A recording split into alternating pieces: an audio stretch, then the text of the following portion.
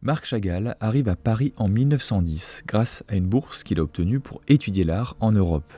À ce moment-là, il quitte sa ville natale de Vitebsk, dans l'actuelle Biélorussie, faisant partie de l'Empire russe à l'époque, pour venir découvrir la capitale française qui est alors le centre mondial de l'art moderne.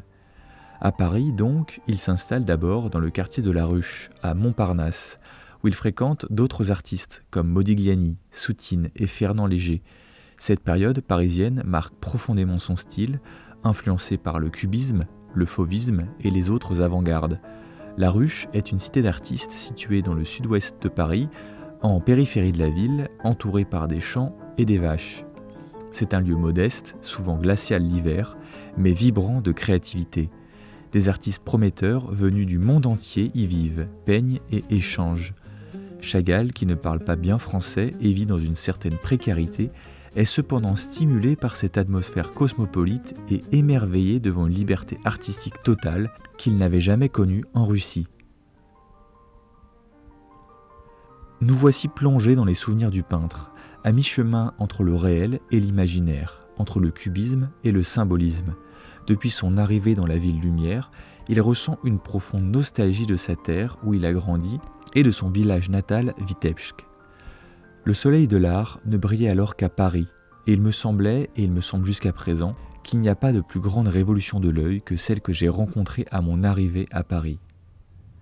Des personnages et des constructions colorées se chevauchent dans un même espace. Sur la droite, un homme de profil est entièrement vert. Il porte un collier avec une croix, nous indiquant son attachement à la religion chrétienne. Cet homme, c'est Chagall lui-même. Très attaché au judaïsme et au récit folklorique juif, il tient dans sa main un rameau fleuri, symbole biblique de la vie. Il semble offrir un animal, une chèvre. Dans les croyances traditionnelles juives pratiquées à Vitebsk, la chèvre accueille les âmes des pécheurs après leur mort. L'homme et la bête se regardent, comme s'ils étaient connectés. En effet, leurs yeux sont même reliés par une fine ligne discrète. Au niveau de la joue de la chèvre, une femme est en train de traire une autre chèvre, beaucoup plus petite.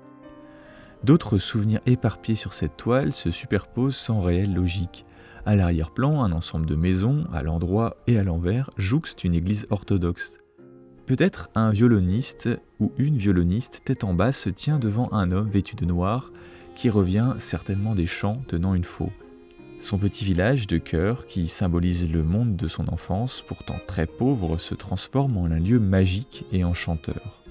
Dans sa composition, le peintre combine des couleurs vives avec des formes flottantes, déformées, sans véritable règle de perspective. C'est l'un de ses premiers tableaux dans ce style si particulier propre à Chagall, à travers un certain surréalisme nostalgique. Pour lui, ce monde onirique, quasi magique, permet de rendre compte de ses états d'âme comme une floraison de souvenirs qui occupe son esprit. Nous le verrons plus tard dans sa carrière, l'œuvre de Marc Chagall est très souvent teintée de ses souvenirs d'enfance. Le tableau dépeint une sorte d'idéalisation du type de communauté où Chagall a grandi, dans laquelle les gens et les animaux vivent, en quelque sorte, en harmonie.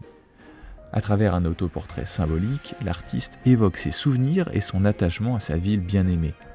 En 1914, il retourne dans sa ville natale pour une exposition, mais la Première Guerre mondiale éclate, l'empêchant de revenir à Paris pendant plusieurs années. Cette rupture met fin à sa première période parisienne, mais son style restera marqué à jamais par ce séjour.